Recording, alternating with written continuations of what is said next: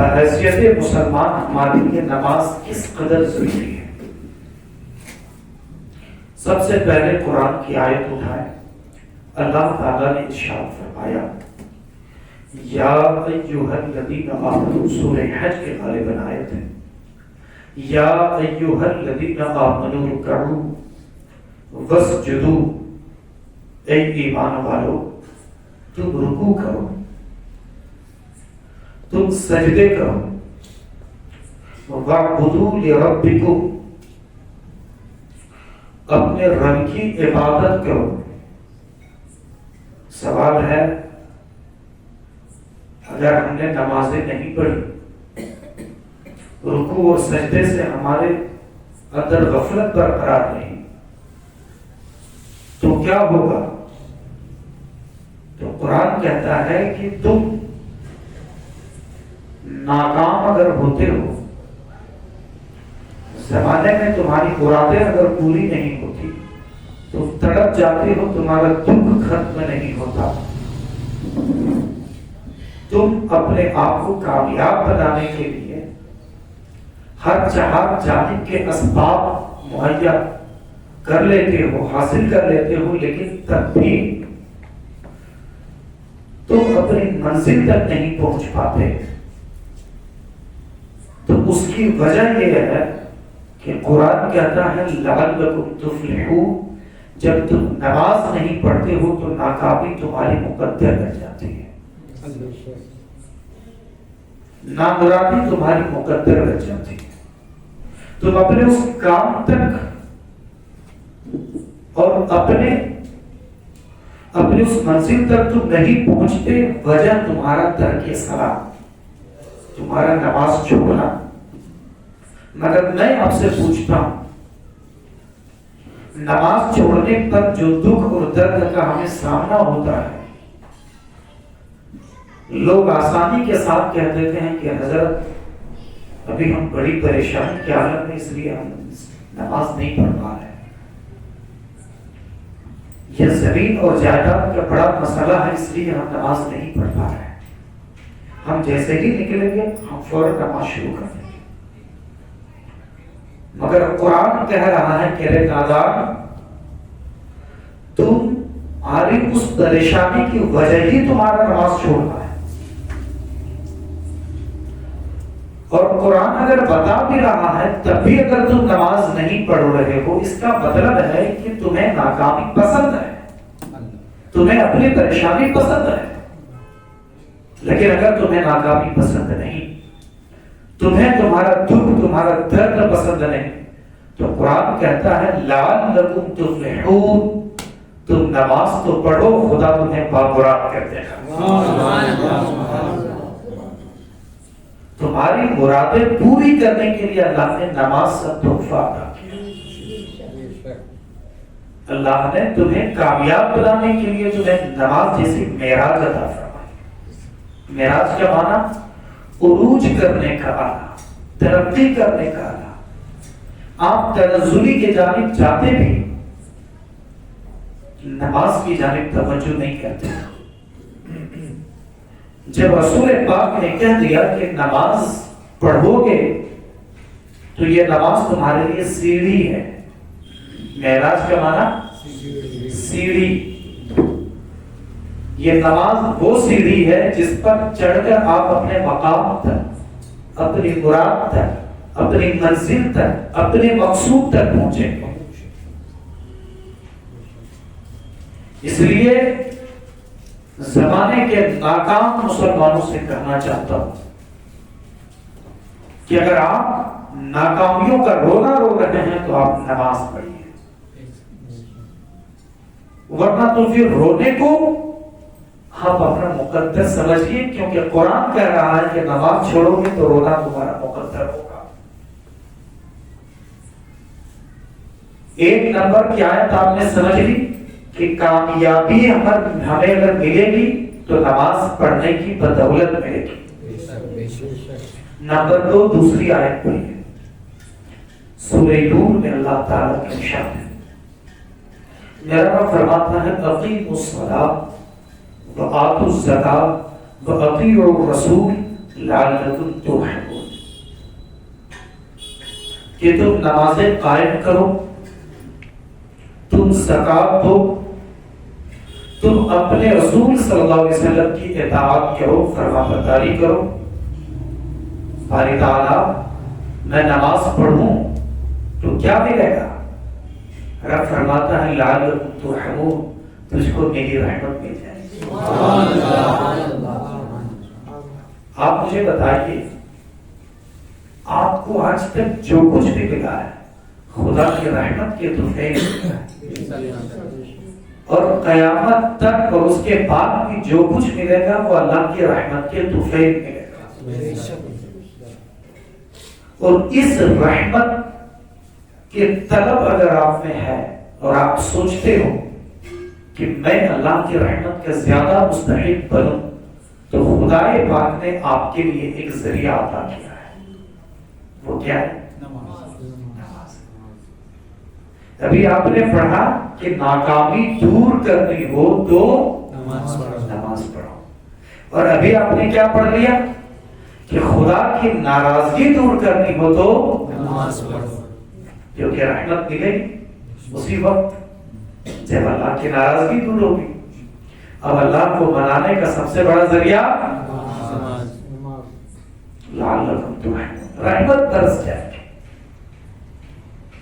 तो जरूरत है या नहीं है कि हम अपने बच्चों को इस कामयाबी का फलसफा समझाएं?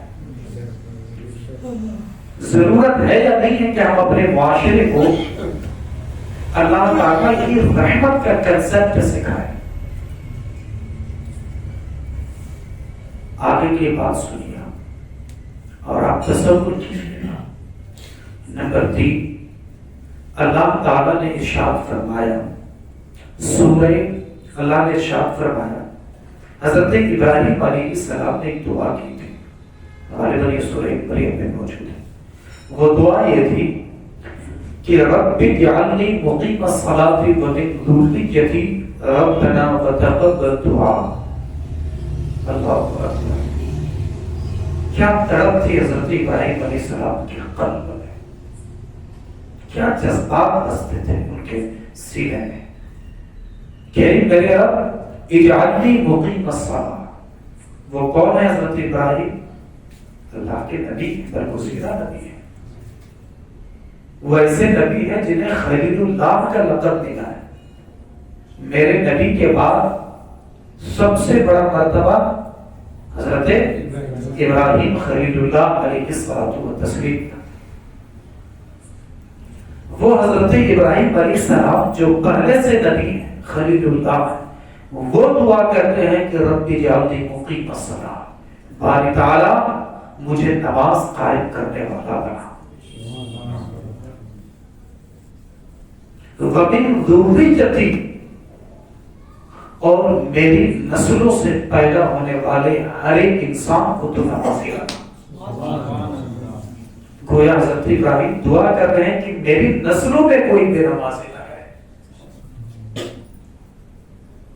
आप इस बात की तह तक पहुंचकर आप हज़रत इब्राहिम अलैहिस्सलाम के दिल के सामने में खड़े हो और आप पूछें कि हमारा घराना नमाज ही नहीं पढ़ता, आप क्या कहेंगे? तो आपको पता चलेगा कि हजरत इब्राहिम अलैहिस्सलाम नमाज पढ़ने को लेकर और अपनी नस्ल को, अपने बच्चों को नमाज पढ़ाने को लेकर आपके अंदर इतनी सेंसिटिविटी थी कि आप महसूस कर लेंगे तो नमाज़ी बन जाएंगे। हजरत इब्राहिम अलैहिस्सलाम के बेटे कौन है? हजरत इस्माइल अलैहिस्सलाम। हजरत इसहाक़ अलैहिस्सलाम के, हजरत इस्माइल अलैहिस्सलाम के बारे में आप कुरान में पढ़िए, वज़कुर फ़िल किताब इस्माइल। ए मेरे महबूब, आप कुरान पाक से हजरत इस्माइल अलैहिस्सलाम का तज़किरा सुना दीजिए, बता दीजिए। इन्नहु काना सादिक़ल वअद, कि अल्लाह की फरमाबरदारी के जज्बात तो हजरत इस्माइल अलैहिस्सलाम में कुछ यूं पाए जाते थे कि अल्लाह जरूरत पड़ी तो अल्लाह की फरमाबरदारियों के लिए इतनी अहम थी कि अपनी औलाद को कत्लगाह में लेके चले गए। कर सकते हो आप? مگر جو مومنانہ زندگی گزارتا ہے اس کی شان ایسی ہوتی ہے کہ خدا کا حکم آئے گا تو میں اپنے بیٹے کو قربان گاہ تک چڑھا دوں گا. یہ مومنانہ شان ہوتی ہے, یہ مسلمانہ شان ہوتی ہے. وہ صادق البات ایسے تھے کہ اللہ کا حکم آ گیا تو اپنے بیٹے کو لے کر قربان گاہ تک لے کے گئے, مکہ تک لے کے چلے گئے, قربان گاہ تک لے کے چلے گئے. اور جب آپ ایسا ہو تو بیٹا بھی کہتا ہے کہ ابا جان یا ابتی فعل ما تؤمر, خدا کا جو حکم ملا ہے آپ کر جائیے. ستجدنی انشاءاللہ من الصابرین, انشاءاللہ اللہ کے اس حکم کی تعمیل کرنے میں آپ مجھے اپنا مددگار پائیں گے. میں صبر کروں گا, میری وجہ سے آپ کو تکلیف نہیں ہوگی, میں چوں نہیں کروں گا. اور آپ اللہ کے ان احکام کی تعمیل میں جب آپ میری گردن پر چھری چلائیں گے اس وقت میرے جذبات آپ کے ساتھ ہوں گے اور ہم مل کر کے اللہ تعالیٰ کے حکموں کو نبھائیں گے. ایک درو کا صادق الفاظ, یوں سچا وعدہ کرنے والے تھے وہ. اور آپ کے بارے میں پھر قرآن کہتا ہے کانا یأمر اہلہ بالصلاۃ, کہ آپ اپنے گھر والوں کو نماز کا حکم دیتے تھے, کہتے تھے نماز پڑھو. ان کا گھرانہ نمازی ہوا کرتا تھا. یہ قرآن میں لکھا ہوا ہے. یہ کون سا گھرانہ تھا؟ یہ وہ گھرانہ تھا کہ اللہ کے حکموں کی ادائیگی کے لیے وہ اپنی جان کی پرواہ نہیں کرتے تھے, وہ اپنے مال و دولت کی پرواہ نہیں کرتے تھے. ارے آپ صاحب نماز پڑھتے ہو 2-4 روپے چھوڑنا نہیں چاہتے. آپ کہتے ہو کہ میں بھی نماز پڑھنے کے لیے جاؤں گا تو میرا 1000 روپے کا نقصان ہو جائے گا, اور اسی چکر میں آپ کی 5 نمازیں چھوٹ جاتی ہیں. آپ کہتے ہو کہ میں نماز پڑھنے کے لیے جاؤں گا, کسٹمر نکل گیا تو مالی نقصان ہوگا. مگر حضرت اسماعیل علیہ السلام اور حضرت ابراہیم علیہ السلام سے پوچھ کر کے دیکھیے تو وہ کہیں گے کہ جان اپنی چلی جائے گی مگر اللہ تعالیٰ کا وفادار ہوگا, اللہ کے حکموں کا فرما بردار ہوگا. جب جذبات ایسے ہیں نا تو اسلام کا فیضان ملتا ہے. اللہ تعالیٰ نے حضرت اسماعیل کو بچا لیا, قربان ہونے نہیں دیا. کیوں؟ اچھا قربانی قبول بھی ہو گئی اور قربانی سے بھی اللہ نے بچا لیا, مصیبت سے بھی اللہ نے بچا لیا, اور اللہ تعالیٰ نے قربانی بھی قبول فرما لی. ایسا کب ہوتا ہے؟ ایسا اس وقت ہوتا ہے کہ جب بندہ صبر کے ساتھ کچھ قربانی پیش کرتا ہے نا اللہ کے فرمانبرداری کے لیے تو اسے فراموش نہیں کیا جاتا, بلکہ قربانی پیش کرتا ہے تو اللہ تعالیٰ بے بہا عطا بھی فرماتا ہے. حضرت اسماعیل علیہ السلام کی زندگی کو دیکھیں, حضرت ابراہیم علیہ السلام کی زندگی کو دیکھیں. آپ کو معلوم ہے قرآن پاک میں سورہ مریم کے اندر جب آپ حضرت مریم کے بارے میں آپ پڑھتے ہیں تو آپ نے یہ بھی پڑھا کہ حضرت زکریا علیہ السلام کے نام پر حضرت مریم کی پرورش کا قرآن نکلا تھا. یعنی ان کے حصے میں حضرت مریم کی پرورش کی خدمت ان کے حصے میں آئی تھی کہ میں ان کی پرورش کروں, حضرت زکریا علیہ السلام. جبکہ ساتھ میں ان کے ابا بھی وہیں پر موجود تھے, لیکن پرورش ان کے حصے میں نہیں آ سکی. اسی بیت المقدس میں ان کے ابا بھی تھے, حضرت زکریا علیہ السلام کے حصے میں. تو میں آپ سے یہ کرنا چاہتا ہوں اس مقام پر کہ حضرت مریم وہ ذات, وہ شخصیت آپ کی تھی کہ آپ جس مقام پر بیٹھتی تھی قرآن پاک میں آیت کریمہ موجود ہے کہ حسری گرئی کا بجرئی نخلا جو ساقط علی کا رتبن چنیجا. قرآن پاک میں ہے کہ آپ کو جب ضرورت پڑے تو آپ خشک کھجوروں کے تنوں کو آپ اپنی طرف ہلائیے گا، بے موسم اللہ تعالیٰ تر کھجوریں عطا فرما دے گا۔ تو یہ بے موسم پھل ان کے پاس جب گرے ہوئے دیکھے نا حضرت زکریا علیہ السلام نے محراب کے پاس، تو حضرت زکریا علیہ السلام نے حیرت کے ساتھ پوچھا یہ کیا انا لگے تھا، تمہیں یہ کہاں سے ملا مریم؟ تو انہوں نے جواب دیا کہ یہ چیز اللہ تعالیٰ کی عطا ہے جو مجھے بے موسم آتا، بے موسم اللہ تعالیٰ کی عطا ہے۔ آپ تو اپنے سارے بزنس کسی موسم پر ڈیپینڈ کرتے ہو، سارا بزنس آپ پر کسی موسم پر ڈیپینڈ کرتا ہے، لیکن آپ دیکھیں کہ مقبولیت جب ملتی ہے نا تو خدا بے موسم عطا فرماتا ہے۔ یہ بے موسم پھل کیسے آتے؟ کہاں مجھے خدا نے عطا فرمائے۔ تو آپ کو معلوم ہے وہ اس مقام پر انہوں نے دعا کی، اس محراب پر دعا کی جس محراب میں وہ عبادت کرتی تھی۔ کیا دعا کی کہ باری تعالیٰ ان کے واسطے اور اس مقام کے واسطے سے مجھے ایک اولاد عطا فرما۔ اب اس کے باپ کا مرحلہ سنیے، قرآن پاک کہتا ہے فَنَادَتْهُ الْمَلَائِكَةُ وَهُوَ قَائِمٌ يُصَلِّي فِي الْمِحْرَابِ، کہ حضرت زکریا علیہ السلام محراب میں نماز کی حالت میں کھڑے تھے، نماز میں وہ کھڑے تھے، نماز پڑھ رہے تھے۔ فَنَادَتْهُ الْمَلَائِكَةُ، یہاں تک کہ فرشتے آ گئے اور فرشتوں نے ندا دی کہ اے یحییٰ علیہ السلام آپ کو اللہ تعالیٰ کی طرف بشارت ہو کہ اللہ تبارک و تعالیٰ نے آپ کو اولاد عطا فرمائی ہے۔ سبحان اللہ۔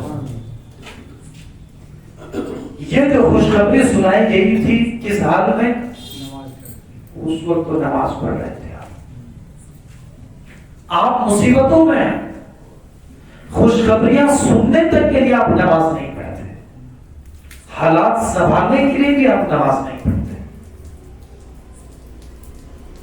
لہذا میں گزار ہوں کہ آپ اپنے حالات کو سنبھالتے ہیں۔ آپ دیکھ رہے ہیں حضرت زکریا علیہ السلام کو، حضرت موسیٰ علیہ السلام کو بھی دیکھ رہے ہیں۔ حضرت موسیٰ علیہ السلام کون ہے؟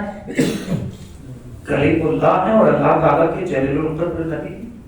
توریت ان کے اوپر نازل ہوئی، جن کو عصا اور ید بیضا، آپ کو وہ لاٹھی ملی تھی جو سانپ بن جایا کرتی تھی، اور آپ کو وہ ہاتھ ملاتا تھا جو نکالتے تھے تو آفتاب کی طرح چمک جایا کرتا تھا، وہ حضرت موسیٰ علیہ السلام۔ قرآن پاک میں پڑھی انا اخترتک لما یوحی، کہ میں نے آپ کو چن لیا، میں نے چن لیا اس چیز کے لیے کہ وحی کی جائے، یعنی وحی کے لیے میں نے آپ کو چن لیا۔ کون سی بات کی وحی کے لیے؟ وحی کس کو بولتے ہیں؟ جو اللہ کی طرف سے نبیوں کو پیغام پہنچایا جاتا ہے ان کی امتوں کے لیے، چن لیا۔ لہذا فاستمعوا انا اخترتک فاستمع لما یوحی، لہذا سنیے جو اللہ کی طرف سے وحی کی جا رہی ہے کہ وہ پیغام کیا ہے، وہ پیغام کیا ہے۔ اب فرما رہے حضرت موسیٰ علیہ السلام، وہ بات قرآن میں موجود ہے، اننی، پیغام اللہ کا، اننی انا اللہ، اننی انا اللہ لا الہ الا انا فاعبدنی واقیم الصلاۃ لذکری، کہا کہ بے شک میں اللہ کا ارشاد، الہ کا اقرار، میرے سوا کوئی معبود نہیں، اننی انا اللہ، بے شک نہیں اللہ، میں ہی معبود ہوں، میرے سوا کوئی معبود نہیں، فاعبدنی، جب تم جان رہے ہو کہ پوری کائنات میں پرستش کا تنہا مستحق اللہ ہے تو کیوں نہیں کرتے میرے یار؟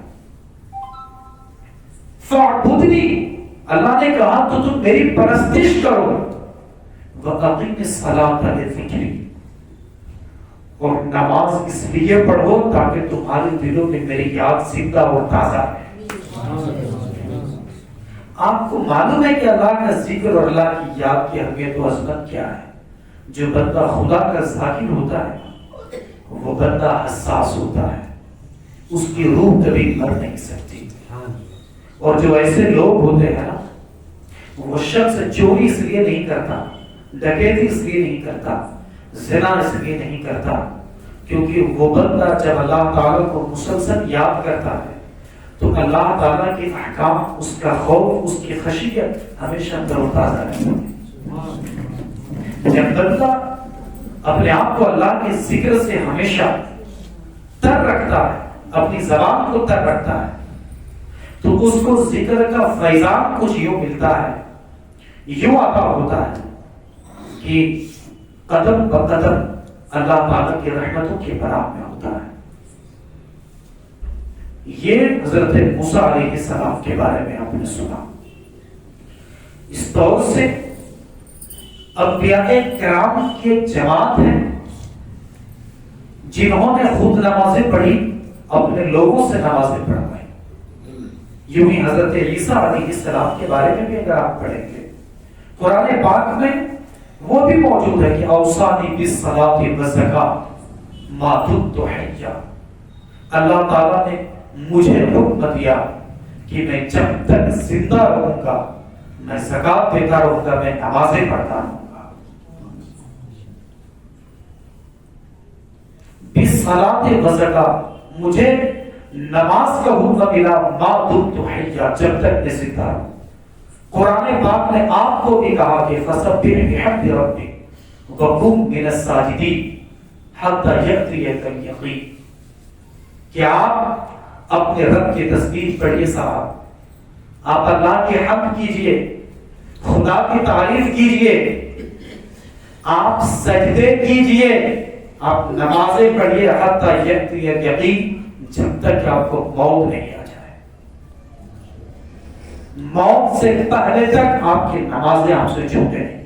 اور اسی بات کا مطلب ہے کہ لا تموتن الا وانتم مسلمون، کہ تم ہرگز مت مرنا مگر مسلمان ہو کر۔ تم مرنا تو مسلمان ہو کر مرنا، اس کا مطلب تم نمازی ہو کے مرنا۔ یہ کب ہوگا؟ جس وقت آپ بے نمازی کے موت کو دیکھیں گے تو آپ نمازی بن جائیں، ورنہ کچھ پتہ ہی نہیں چلے، اگر کچھ فرق ہی نہیں پڑے تو اس کا مطلب آپ ٹھان چکے ہیں کہ میں مروں گا تو بے نمازی کی موت مروں گا، مجھے دنیا کی کوئی طاقت نمازی نہیں بنا سکتے۔ ہم اگر آپ سے پوچھا جائے کہ آپ کیا بے نمازی رہ کر مرنا چاہیں گے، آپ میں سے کون کہے گا کہ ہاں؟ آپ تو نہیں کہیں گے، لیکن اگر ہم سے نماز چھوٹتی ہے اور ہم دیکھتے ہیں کہ بے نمازیوں کی موت ہو رہی ہے تو ہم کو تو سنبھلنا ہوگا، ہم کو تو سنبھلنا ہوگا نا کہ اس لائن میں کہیں ہمارا بھی نام آ جائے۔ کیا پتا کہ اس وقت تک تیاری رہے۔ ارے میرے دوست، 10 سال 15 سال 20 سال مسجد کی تقریریں سنتے سنتے، قرآن کی آیات سنتے سنتے اور نماز کا پیغام اور اللہ کا فرمان سنتے سنتے ہمارے گزر گئے، لیکن تب بھی اگر 5 وقتوں کی نمازوں کی توفیق نہیں ملی، اس کا مطلب یہ ہے کہ جیسے 20 سال ہمارے گزرے، آئندہ سال وہی گزرنے والے ہیں۔ اس کا مطلب ہے کہ ہم ٹھان چکے ہیں کہ ہم کو کوئی سنبھال نہیں سکتا۔ اگر آپ سنبھالنا چاہتے ہیں تو ابھی سنبھلیے، ابھی سنبھلیے، اس وقت سنبھلیے اور آپ ٹھانیے کہ میں ابھی نمازی بنوں گا اور اب فجر کے وقت سے میں نماز پڑھوں گا۔ اور نماز اتنی مضبوطی کے ساتھ پڑھیے، اتنی مضبوطی کے ساتھ پڑھیے کہ آپ کے دل میں یہ بات جاگزی ہو کہ میں اس کے خلاف اپنی جان کی، اپنی راحت کی، اپنی ٹھنڈک کی، اپنی گرمی کی پرواہ اس لیے نہیں کروں گا کیونکہ اللہ کا حکم مسلمانوں کے لیے اتنا میٹر کرتا ہے کہ جان چلی جائے مگر اللہ کے حکموں کا پاس رہ جائے۔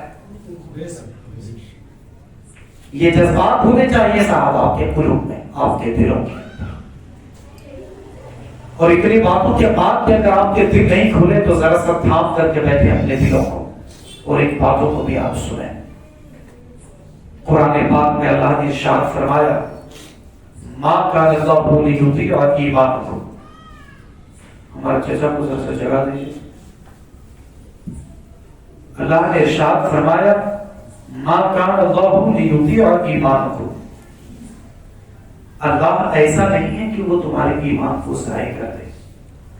ये जो एक आयत है इसके शान नुज़ूल है, ये किस बैकग्राउंड में आयत नाज़िल हुई थी जरा सोचें क्या।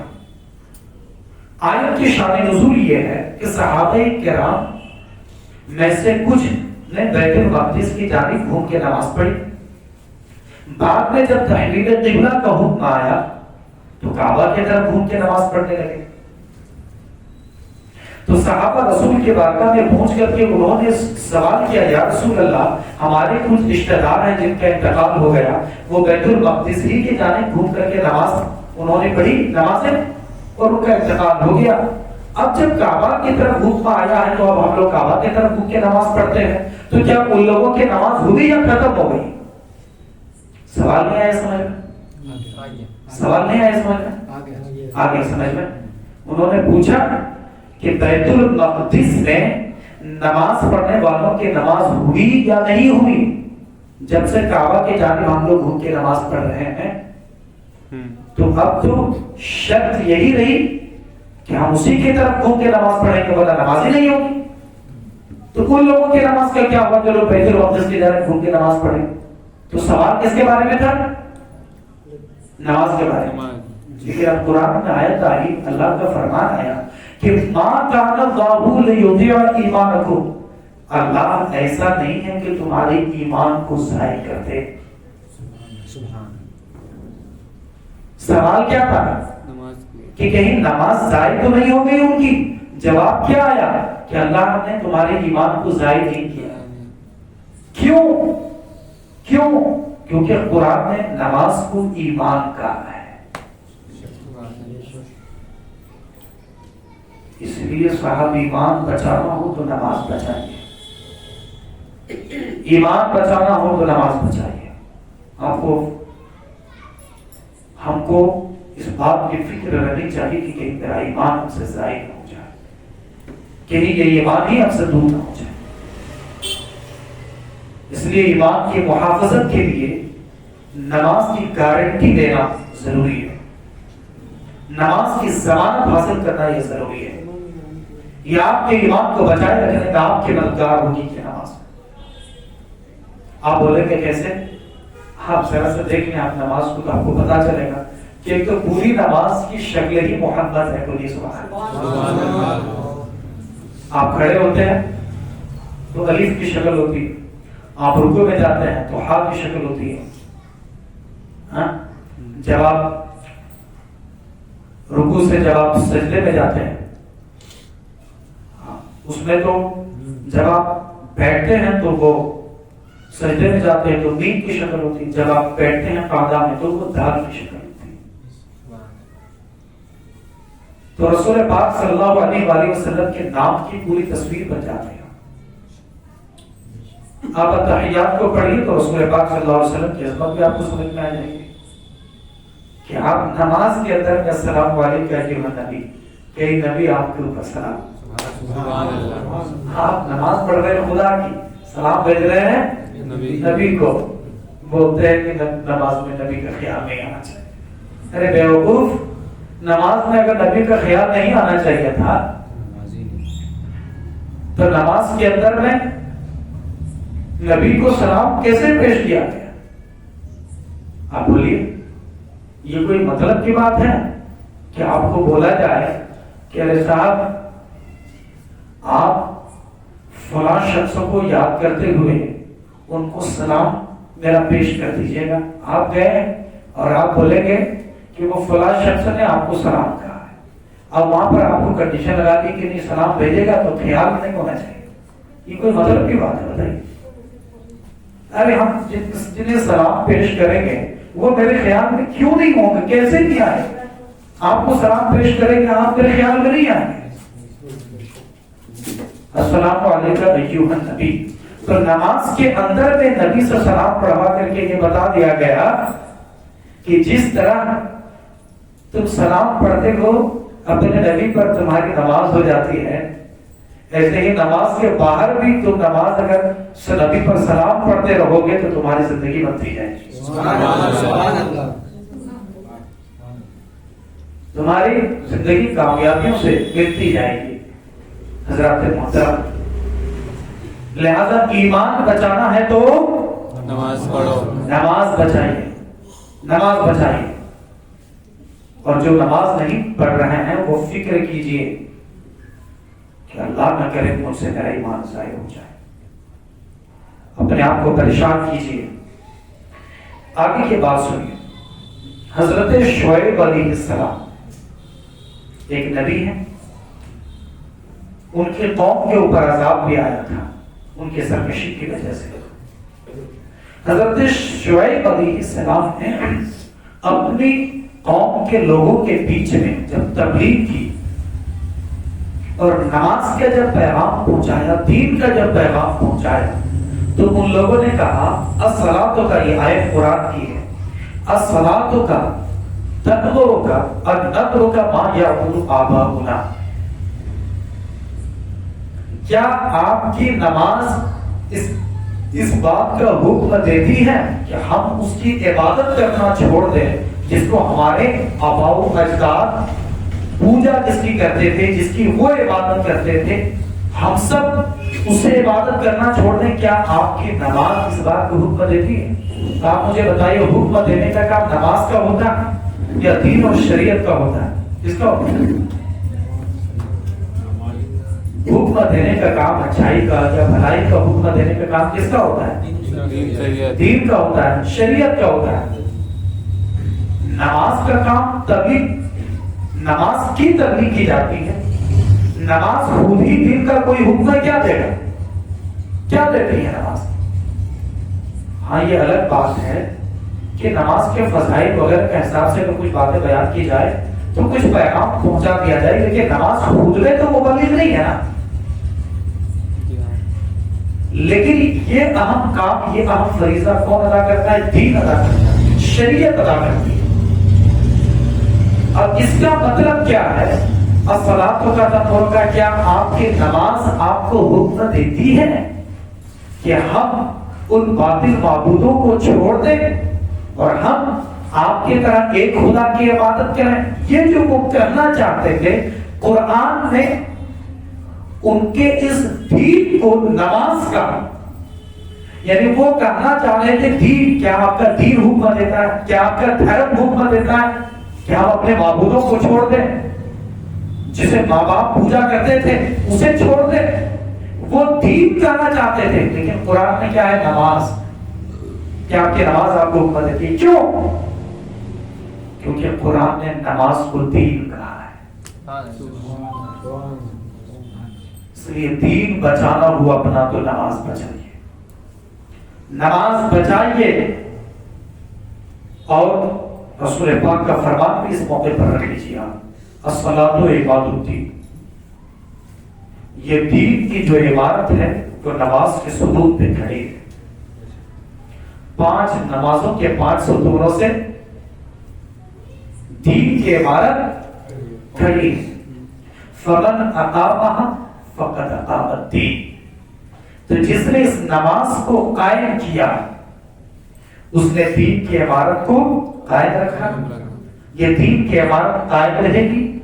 ومن ترکہا فقد ہدم الدین، اور جس شخص نے نمازیں چھوڑ دی اس کے ستون ختم ہو گئے، جس نے نماز چھوڑ دی دین کی عمارت اس کے ڈھر گئی۔ اب میں آپ سے کہتا ہوں کہ آپ کی نماز چھوٹتی ہے تو نہ صرف یہ کہ آپ نماز چھوڑتے ہو، بلکہ آپ نمازیں چھوڑ کر آپ دین دھار رہے ہو اپنا، آپ نمازیں چھوڑ کر ایمان ضائع کر رہے ہو اپنا۔ نماز کی اہمیت کیا اب بھی اجاگر نہیں ہوتی لوگوں کے دلوں میں؟ آپ سے پوچھا جائے کہ نماز پڑھوانے کے لیے قرآن نے نماز کو دین کہا، قرآن نے نماز کو ایمان کہا۔ ایک اور مقام پر لے کے چلتا ہوں، آپ کے لیے سب سے بڑی اہمیت ایمان کی ہے۔ قرآن نے نماز کو ایمان بھی کہا. آپ کے لیے سب سے بڑی اہمیت دین اسلام کی ہے. قرآن نے نماز کو دین اسلام بھی کہا. اور آپ کے لیے سب سے بڑی اہمیت ہے قرآن کی. کیا ہے؟ کس کی؟ قرآن کی. ہے کہ نہیں اہمیت مسلمان کی؟ اب آپ قرآن کی آیت سنیں. اللہ نے ارشاد فرمایا ان قرآن الفجر کان مشہودا، کہ بے شک فجر کے قرآن میں فرشتوں کی حاضری ہوتی ہے. یہ جو فجر کا قرآن ہے، قرآن سے مراد کیا ہے؟ تو مفسرین نے کہا کہ یہاں قرآن کا مطلب نماز ہے. کہ فجر کی نماز میں فرشتے حاضر ہوتے ہیں، لیکن قرآن میں ہے کہ فجر کے قرآن میں فرشتے حاضر ہوتے ہیں، کیونکہ قرآن نے نماز کو قرآن کہا.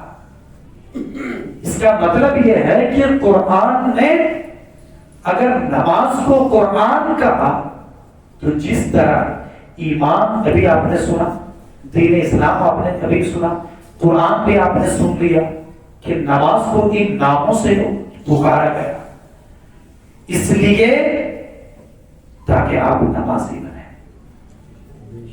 نمازیں چھوڑنا بند کریں اور ان سب باتوں کو آپ بالائے طاق رکھیں.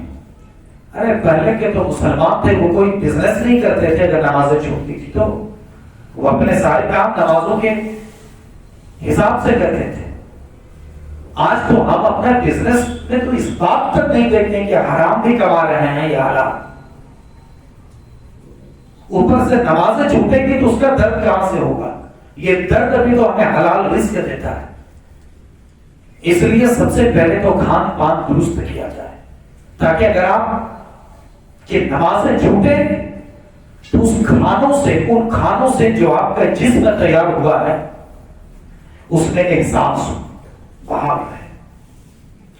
میں کرنا چاہتا ہوں کہ آپ اپنے آپ کو نمازی بنائیے. یہ باتیں چھوڑیے کہ ہم فجر کے وقت ہم اٹھ نہیں پاتے. نہیں صاحب، ابھی بھی آپ کے دل میں وہ زندگی نہیں پیدا ہوئی ہے، وہ احساس نہیں زندہ ہوا ہے. وہ جس دن ہو جائے گا زندہ، اس دن آپ پکے نمازی ہو گئے. اس دن آپ پکے نمازی ہو گئے. کیا آپ نہیں دیکھتے ہیں کہ بیٹا جس وقت ہمارے پاس سے فوت ہوتا ہے نا تو ہماری نیند اڑ جاتی ہے مہینے 40 دن تک، کیونکہ اس کا درد ہوتا ہے کہ بیٹا فوت ہوا. یہ درد آپ کو سونے نہیں دیتا.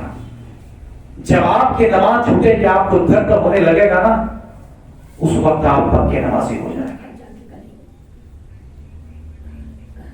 اور یاد رکھیں، اگر آپ قیمت کا اعتبار کرو گے تو آپ کی نظر میں قرآن کی اہمیت زیادہ ہے، آپ کی نظر میں اولاد کی اہمیت زیادہ ہے یا نماز کی، تو آپ قرآن سنیے. اللہ نے ارشاد فرمایا یا ایھا الذین آمنوا لا تلھکم ولا اولادکم عن ذکر اللہ ومن یفعل ذلک فاولئک هم الخاسرون. کہ اے مسلمانوں، تمہیں تمہاری اولاد، تمہاری بیویاں، تمہارے مال اللہ کے ذکر سے چھڑا نہ سکے، اللہ کے ذکر سے چھڑا نہ سکے. اس کا مطلب کیا ہے؟ مطلب یہ ہے کہ اپنی اولاد اور اپنی بیویاں یہ سب کے سب یا تو تمہاری نمازوں کے لیے تمہارا مددگار ہو جائے، یا تو یہ تمہارے مددگار ہو جائے. ورنہ اگر دونوں کے ٹکراؤ کی بات آئے کہ مجھے اپنے بچوں کا وقت کو دینا ہے اور دوسرا یہ ہے کہ نماز میں خدا کے لیے وقت دینا ہے، ایسے وقت میں وقتوں کا ٹکراؤ ہو تو بچوں کا خیال بعد میں کرنا، نماز کا خیال پہلے کرنا. اور یہی اولاد تمہارے لیے نعمت ہوگی جو تم سے نمازیں چھوڑنے لگے. اسی لیے ہم اپنے بچوں کو اپنے لیے کلفت، مصیبت اور عذاب کا ذریعہ نہیں بنا سکتے. اور اسی چیز کے لیے ضروری یہ ہے کہ ہم اپنے پورے گھرانے کے اندر میں نماز کی بہاریں پھیلا کرتے ہیں. اور آگے کی بات سنیے. اگر آپ کے دل میں احساسات نہیں جاتے، اللہ تعالیٰ نے ارشاد فرمایا قرآن پاک میں موجود ہے کہ لقد نعلم وقت کتنا وقت اللہ نے ارشاد فرمایا جذبات بہت جواب رہتے ہیں محترم ناصر بھائی کے اب ہم لوگ کو ٹائم زیادہ ملے گا ہاں نماز جلدی ہو جائے تو ہم کو لگ رہا تھا کہ ہم کو کچھ بونس مل جا رہا ہے لیکن یہ تو اللہ نے ارشاد فرمایا لقد نعلم انك يضيق صدرك فسبح بحمد ربك وكن من الساجدين. اللہ تعالیٰ کی ساری مخلوقات کے اندر میں آپ کے لیے جو سب سے بڑا نمونہ عمل ہے وہ کون ہے؟ حضور صلی اللہ علیہ وسلم، جن کے عمل کا نمونہ آپ دیکھتے ہو اور اسی حساب سے آپ زندگی کے خطوط متعین کرتے ہو، ان کے طریقے کے مطابق زندگی گزارنا یہ ہر سچے پکے مسلمان اور عاشق مومن کا شیوا ہوا کرتا ہے۔ اب اس رسول پاک صلی اللہ علیہ وآلہ وسلم نے تبلیغ کی، کافروں کو جہنم سے بچانے کے لیے آپ نے دکھ سہا۔ اب طائف میں لہو لہاب ہوئے، احد میں لہو لہاب ہوئے، آپ کے دندان مبارک زخمی کیے گئے، رسول پاک صلی اللہ علیہ وآلہ وسلم کہ پیٹھ پر بوجھلی ڈالی گئی۔ ام جمیل نے جو کارنامہ انجام دیا تھا، رسول پاک صلی اللہ علیہ وسلم کے اوپر کیا کیا مشقت خیز آپ کے ساتھ معاملہ نہیں انجام دیا گئے تھے، لیکن ان سب چیزوں کے باوجود بھی وہ رسول کیسے تھے؟ وہ رسول ایسے تھے کہ قرآن کہتا ہے حریص علیکم بالمؤمنین رؤوف رحیم، کہ تب بھی وہ رسول صلی اللہ علیہ وسلم آپ بچہ کریں، آپ جنت کے مطابق کام کریں، جنت لے جانے والے اعمال انجام دیں، اس چیز کے حریص ہوتے تھے۔ علیکم بالمؤمنین رؤوف، مومنین کے اوپر مہربان ہوا کرتے تھے، رأفت ہوا کرتی تھی، اور کبھی کبھی اتنی تکلیف ہوتی تھی کہ رسول پاک صلی اللہ علیہ وسلم غم کے مارے میں بستر پر آ کر بیٹھ جاتے تھے اور آنکھوں سے آنسو روا ہو جاتے تھے آپ کو بچانے کے لیے۔ مگر آپ سنیے کہ ایک بات جب رسول پاک صلی اللہ علیہ وسلم کے ساتھ ایسا ہوا کہ امت کو بھلائی کا احکام آپ نے دیے، مگر امت کے لوگوں نے کہ بھی آپ کو ساحر کہہ دیا، معاذ اللہ جادوگر کہہ دیا، کہ بھی آپ کو معاذ اللہ مجنون کہہ دیا، پاگل کہہ دیا، معاذ اللہ رب العالمین، کہ بھی رسول پاک صلی اللہ علیہ وآلہ وسلم کو کہہ دیا کہ ہوا لبتر ان کی نسلیں کٹ گئی، یہ کٹ ان کی نسلیں کٹ جائیں، معاذ اللہ رب العالمین۔ اس طریقے کی باتیں انہوں نے کی۔ کون لوگ کہہ رہے تھے؟ وہی لوگ جن کو جنت سے نکال رہے تھے۔ میرے رسول کو ایک بار بڑا درد ہوا، رسول پاک صلی اللہ علیہ وسلم بستر استراحت پہ آ گئے، اللہ تعالیٰ کے حکم سے جبریل امین آ گئے بلانے کے لیے۔ اب آپ قرآن پڑھیے، اللہ نے ارشاد فرمایا کہ لقد نعلم انک یضیق صدرک، ہمیں پتا ہے میرے محبوب کہ آپ کے سینے کو آج دھچ کر رہے، آپ محسوس کر کے دیکھیں نا کہ کوئی بندہ ہے، آپ اسے مکمل طور پر برائی سے، گناہ سے، زنا سے بچا رہے ہیں، اور الٹا وہ آپ کو زنا کی تہمت اگر پاک ہے تو آپ کو کیا حالت ہوگی؟ کوئی گناہ سے نکالے اور الٹا وہ شخص اگر آپ کو پاگل مجنون وغیرہ کہے تو آپ کے اوپر کیا نہیں دے گی؟ وہ رسول تھے پاکباز۔ رسول اعظم صلی اللہ علیہ وسلم کے بارے میں حضرت جبریل امین ان کی تسلی اور تشفی کے لیے اللہ کی وحی لے کر آئے، کہا اللہ کا فرمان لقد نعلم، ہمیں پتا ہے میرے محبوب کہ آپ کے سینے کو آج دھچکا رکھا ہے، آپ کو تکلیف پہنچی ہے، مگر اللہ نے ارشاد فرمایا جب میرے رسول وہ ہے جن کے پاس سجدوں کی کمی نہیں تھی، تسبیحات کی کمی نہیں تھی، نمازوں کی کمی نہیں تھی، وہ اللہ کے فرما بردار اور صالح نبیوں کے آقا تھے وہ. مگر تب بھی جب بات تسلی اور تشفی دینے کی آئی تو خدا نے کہا فَسَبِّحْ بِحَمْدِ رَبِّكَ وَكُن مِّنَ السَّاجِدِينَ. اے میرے محبوب، آپ اپنے رب کی تسبیح زیادہ کر دیجئے، آپ اللہ کی حمد بیان کرنا زیادہ کر دیجئے، آپ سجدے زیادہ کر دیجئے، کیونکہ آپ کے سجدوں میں آپ کے تشفی کے سارے سامان موجود ہیں.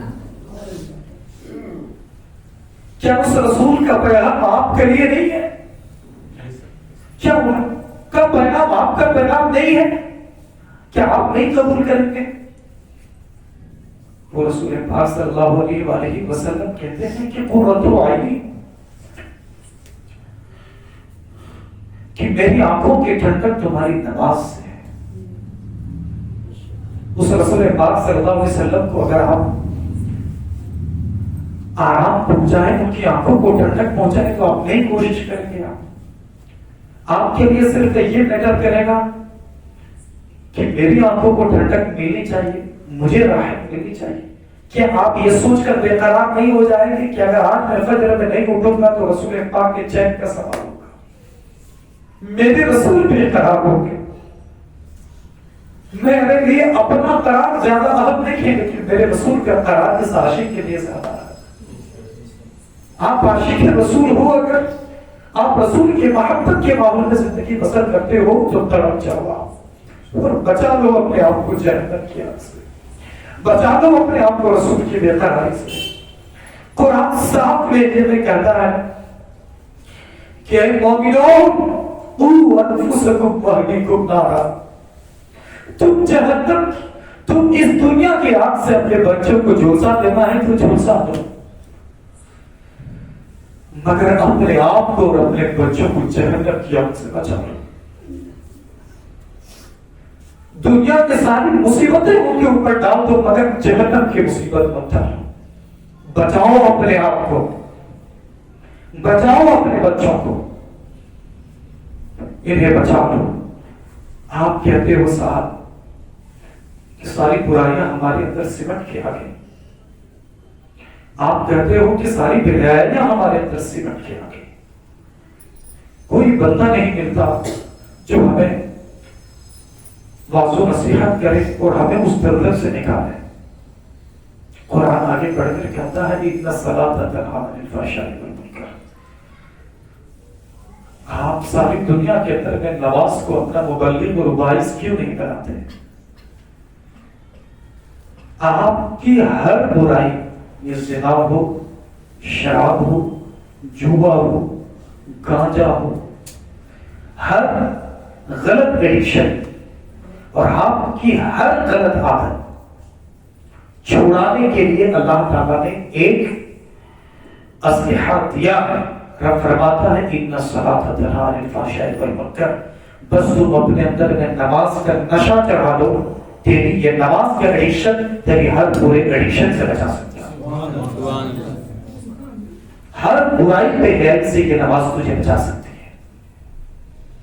اس نماز کو اپنی زندگی کے خوگر تو بناؤ. اور بات تاخیر میں چلتے چلتے میں اب عرض کروں گا کہ میرے دوست، آپ ذرا سے کتابوں کا مطالعہ کریں، آپ کو پتہ چلے گا حضرت عمر فاروق رضی اللہ تعالیٰ عنہ کون ہے؟ صحابی رسول ہے، صحابی رسول ہے. ساتھی خلفاء اربعہ، 4 خلفاء میں سے ایک خلیفہ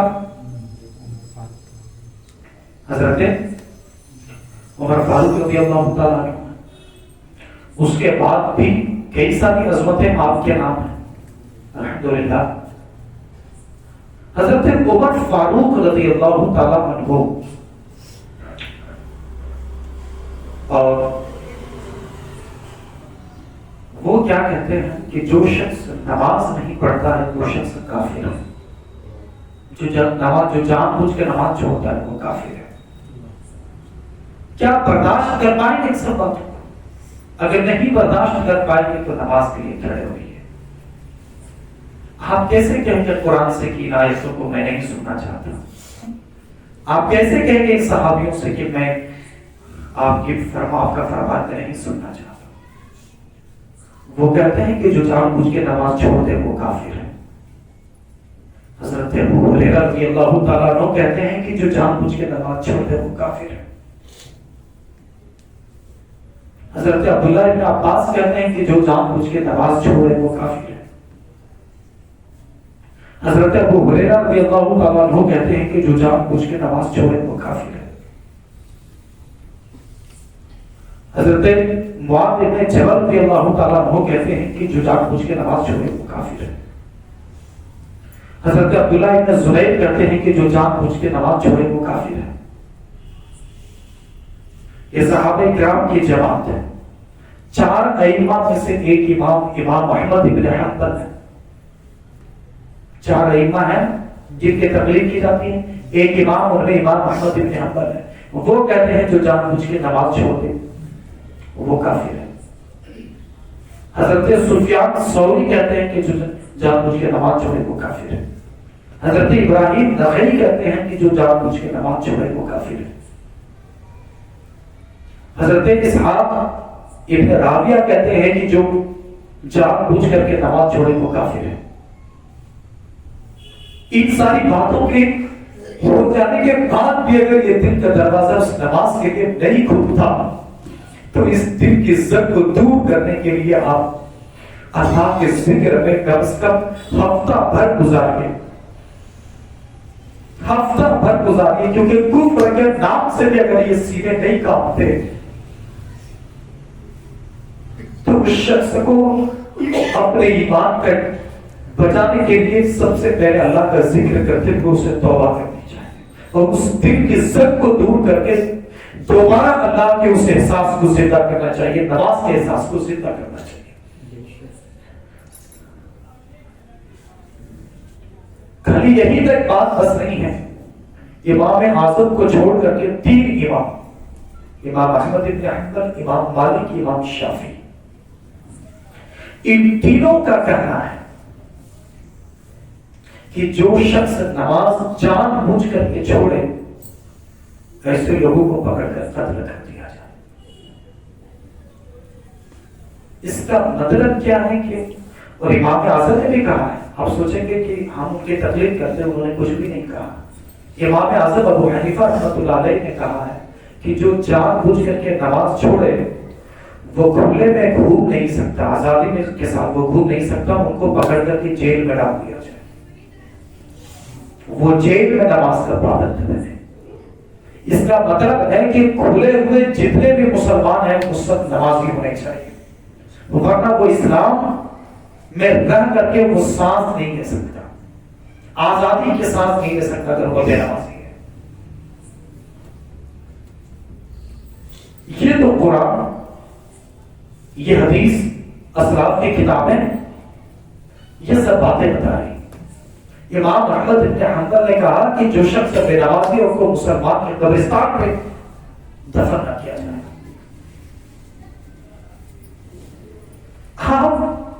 ہم سوچتے ہی نہیں ہیں کہ اسلام کے ساتھ ہماری نماز کتنی کمپلسری ہے۔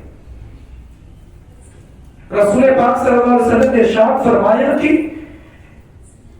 بین الایمان والکفر الفرق بین الایمان والکفر ترک الصلاۃ کا مقام، کہ مومن اور کافر کے بیچ کا جو فرق ہے وہ نماز ہے، وہ نماز ہے۔ یعنی اگر وہ مسلمان ہوگا تو وہ نمازی ہوگا، کافر ہوگا تو وہ بے نمازی ہوگا۔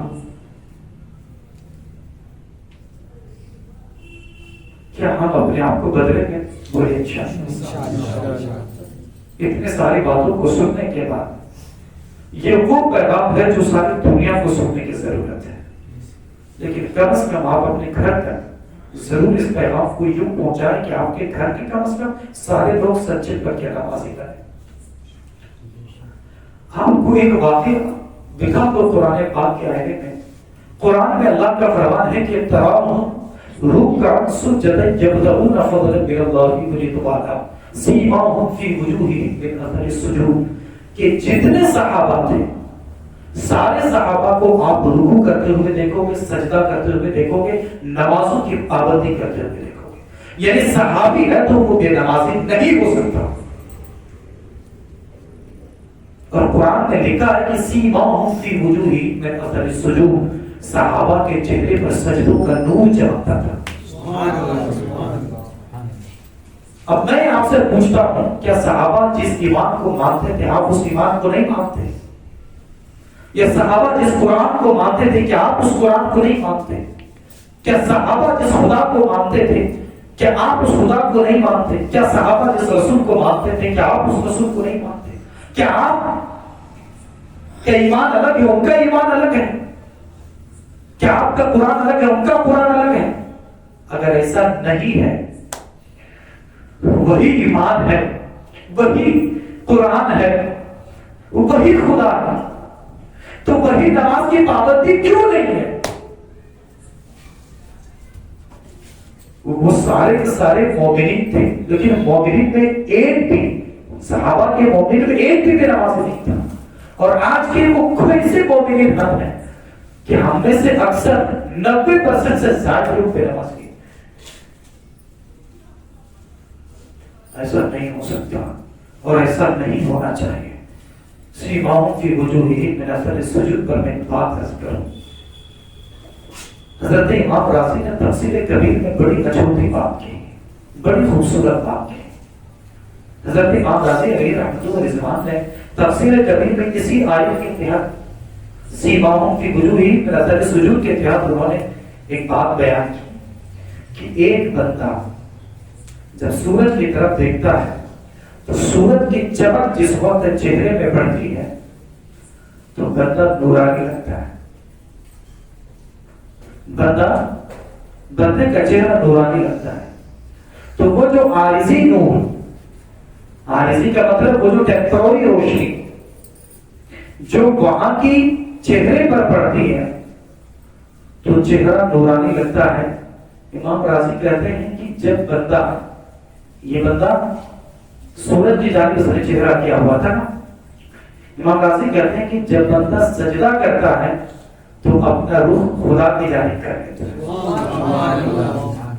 اور خدا آسمان و زمین کا نور ہے، اور اس نور کی چمک جب چہرے میں پڑتی ہے تو اللہ تعالیٰ اس کے چہرے کو چمکیلا بنا دیتا ہے.